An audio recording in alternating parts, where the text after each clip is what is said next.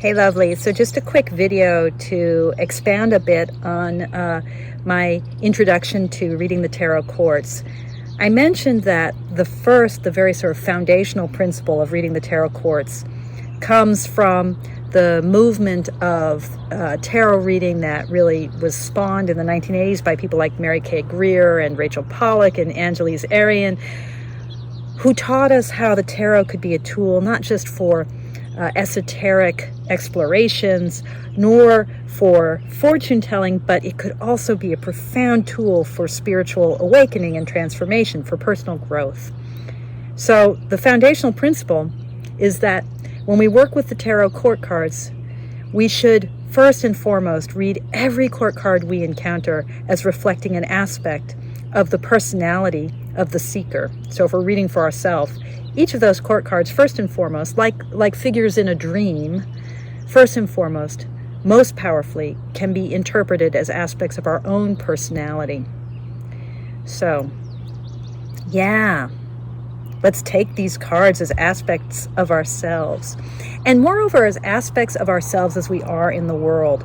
You know, personality isn't necessarily the deepest, most underlying truth about me, but it is how I express myself in relationship to situations and contexts. So personality traits may come and go depending on context and circumstance. So some days I'm really Queen of Swords. And some days, you know what? I am all the way Page of Wands, right? Those personality aspects that are expressed in the tarot court, they come and go in relationship to my circumstances.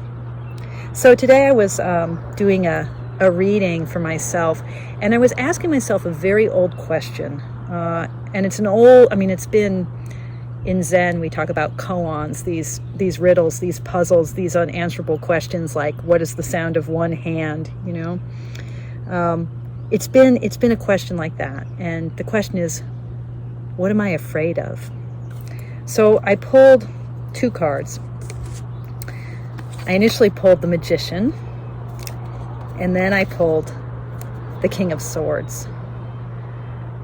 Okay, so, you know, I took this reading to say, on the one hand, that I'm afraid of a certain kind of embracing of power and embracing of alignment and acting out of alignment with the universe, a certain kind of magic.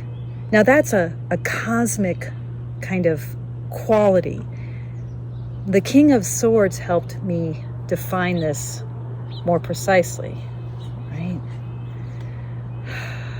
King of Swords.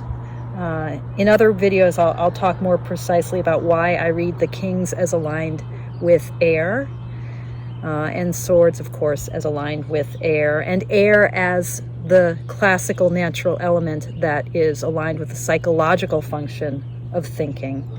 So the King of Swords as air of air, as air of the thinking function, the thinker who thinks, right? How is this getting at my fear? There's something about that movement into the airiness of thought, of discernment, of understanding, of trying to hold the big picture, trying to carve out a sense of things. The sword that the King of Swords wields is not necessarily a sword of power. It's a sword of understanding, a sword of wisdom. So how does this help me understand my fear? Well, I was confused. So I pulled another card. I said to the tarot deck, I don't get it, help me out. And lo and behold, the very next card I pulled was the Knight of Swords. So I read the Knights as fire. And I'll talk in another video about why I understand the office of knights in terms of fire and the office of kings in terms of air. But fire of air. You know, I realize that what I'm afraid of is I'm afraid of screwing it up. Like, it's one thing to imagine that I could see the big picture, but how do I act on that? Every action screws it up. Every leaping to use the sword of wisdom actually cuts wisdom in two, and something is lost. I don't know how to embrace power because I don't know how to act without disempowering myself, without carving up the world into this and not that, which means that I suddenly don't have the big picture. I'm making a choice. I'm driving forward, and I can't help but screw it up. Do you know what I mean? It's like going into action, taking that air, that airy embrace of what is, and acting on it means that something will have to be put aside in order to promote something else. I'm scared of screwing it up.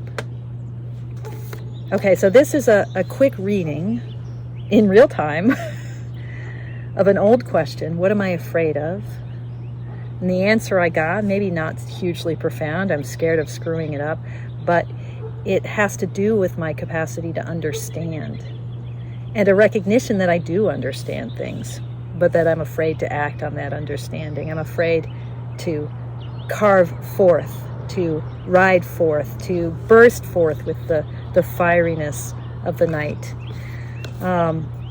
So there you have, in real time, a kind of example of what it means to read the court in terms of aspects of the self, and particularly the self as we move into specific context, specific circumstances, specific scenarios. The court cards is aspect of our personality, of our public-facing, worldly-facing identities, ever-changing as they are. Okay, that's all I got for now. Hopefully that was useful. If not, or if you have questions, just comment below. And if you're seeing this video in May 2022, do consider joining the Mindful Tarot Community's Courting May Challenge, where we're working with the court cards. And you can reach me through my email address below. Okay, thanks all for your practice, and toodaloo.